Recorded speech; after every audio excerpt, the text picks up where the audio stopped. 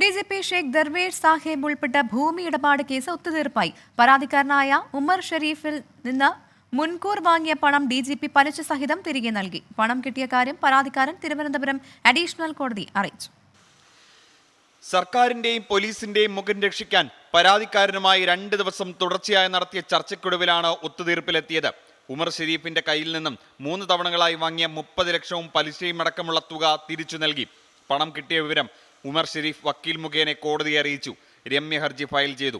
May 28-നാണ് Thiruvananthapuram additional sub കോടതി DGP Sheikh Darvesh സാഹിബിന്റെ ഭാര്യയുടെ പേരിലുള്ള 10.8 സെന്റ് സ്ഥലം ജപ്തി ചെയ്ത് ഉത്തരവിറക്കിയത്.